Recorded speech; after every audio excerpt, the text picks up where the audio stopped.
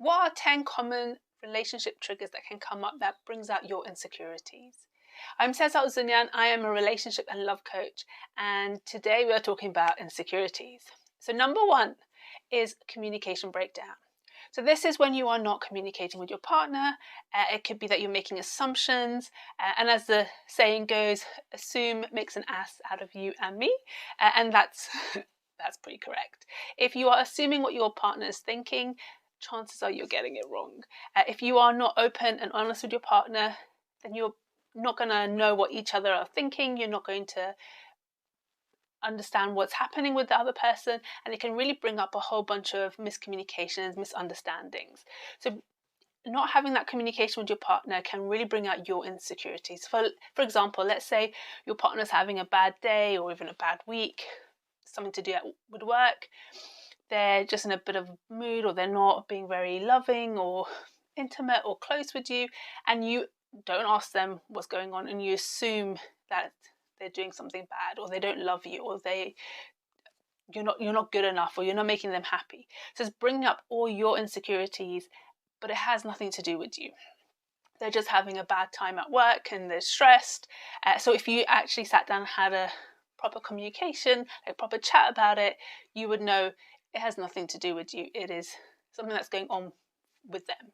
But having that really open and honest communication and conversation with your partner can really help get rid of any misunderstandings or assumptions, which can be really detrimental to a relationship. Number two is past relationship baggage. So it can be that things happened in the past, in past relationships, that are now getting triggered in your current relationship. So for example, if you were cheated on in a past relationship, and now you're with someone who is loyal and trusting, and there's no reason for you to be paranoid that they're going to do anything, but something happens and you get triggered and you get paranoid and you get worried and you can't trust them, and maybe you even become a bit controlling. So that is your insecurity getting triggered from a past experience. And obviously we don't want to take all that baggage into our new relationship. We want to make sure we can let it go, which is what I do with my clients. Let go of the past, so you aren't taking all those insecurities and your baggage from a past relationship into your current relationship, because again, it can be detrimental to your relationship if you can't trust your partner. Number three is past negative experiences. So we mentioned past relationship experiences, but now we're just talking about negative experience in general. So this can be stuff from your childhood, it can be from when you're a bit older, but it's created those resistances within you that are now insecurities. So for example, if you grew up and you were always told you weren't good enough, and now you're in a relationship and you have this deep belief that you are not good enough, you may attract someone who treats you badly, who doesn't appreciate you, who doesn't think you're good enough, because that's what you believe and that's what you've attracted. Alternatively, you can attract someone who absolutely values and loves you and accepts you and sees the amazing qualities in you, but you can't accept that because deep down you believe you're not good enough, and therefore you don't deserve this kind of relationship. And again, that's going to bring out all your insecurities. So again, we want to get rid of these limiting beliefs from your childhood, from your past negative experiences, so that you are not taking that into your relationship. You are taking your true authentic self, full of confidence, full of your high self-esteem into that relationship, because that will make a big difference. The fourth one is fear, and fear comes up in so many different ways, and it's a really big topic that when I work with my clients we explore all the different angles of fear. But fear can really affect how we behave. There's different types of fear. It could be a fear of abandonment, it could be a fear of rejection, it could be a fear of being alone, of fear of, I don't know, repeating the past.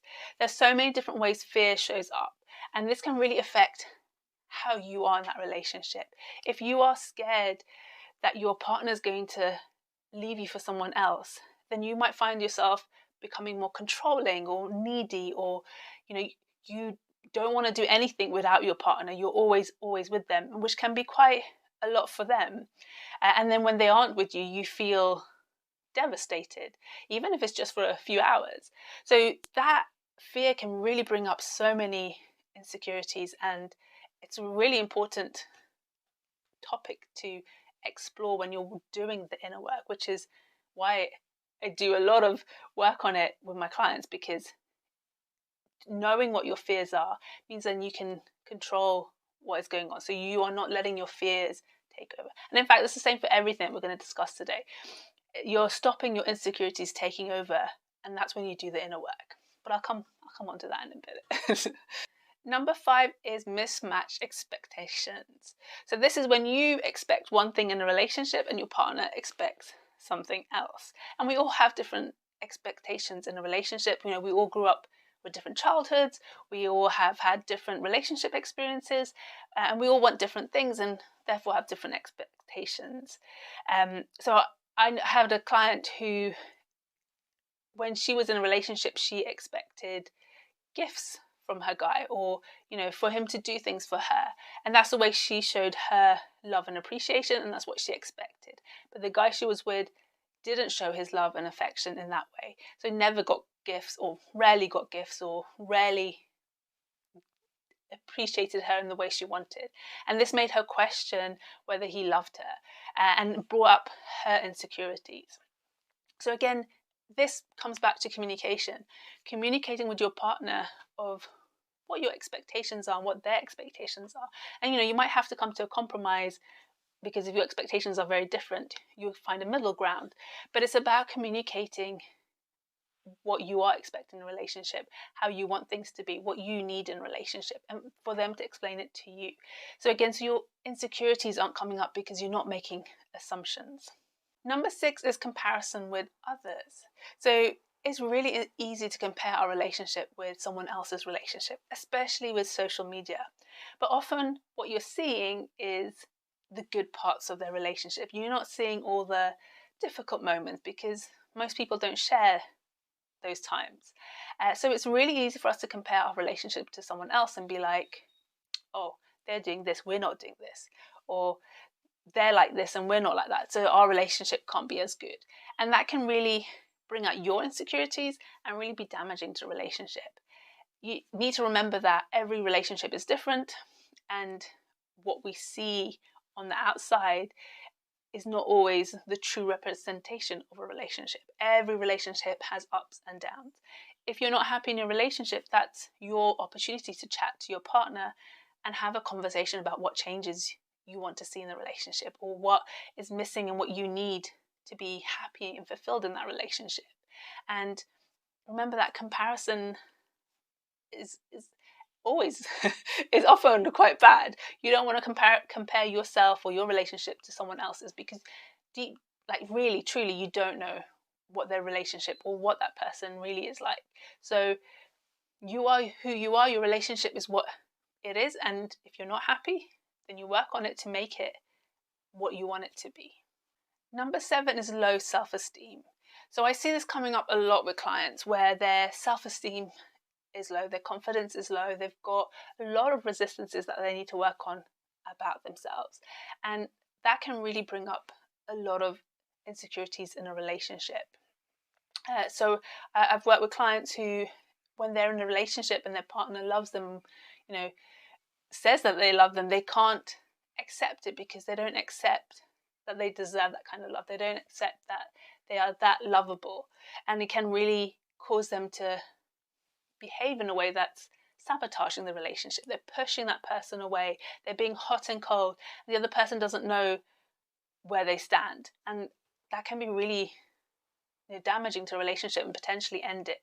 So working on your self-esteem is really, really important. And that's one of the things that on my course, Love Unlocked, we look at, is one of the modules. You look at your self-esteem, you look at your self-love, you look at your confidence, because how you feel about yourself is going to massively affect any relationship you're in.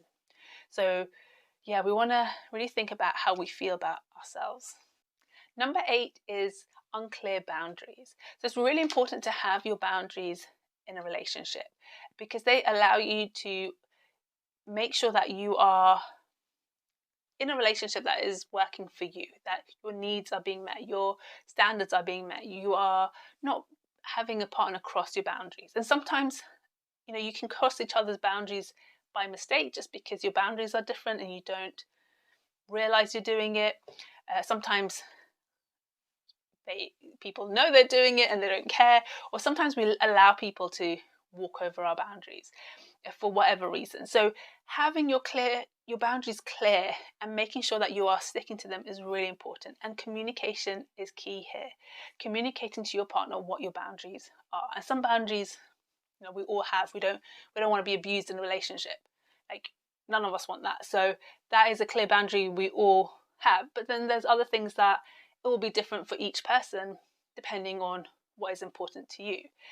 Again, this is something I work on with my clients in Love Unlocked, because we don't always know what our standards and boundaries are, and it's really important to get clear on them so we can then communicate them with our partner.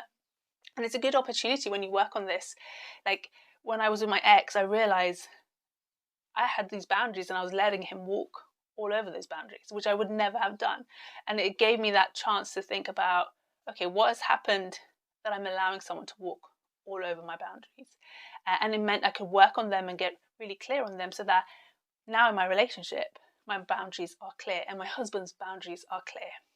And that makes the relationship function better, and we're both much happier because of it. Number 9 is lack of emotional support. So we all go through difficult times in life, and it's really important for us to know that we can rely on our partner for support during those times. And sometimes you're going through something and you feel like you're not getting the emotional support you need from your partner, and that can leave you feeling neglected or unappreciated, or like you're not important. And in those moments, it's really important to talk to your partner. Communication comes up a lot. It's really important to talk to your partner and say how you're feeling, because sometimes we're going through something, but our partner doesn't realize how much it's affecting us and how much support we need. So you need to tell your partner, look, I need a bit more emotional support here, so that they can support you through it.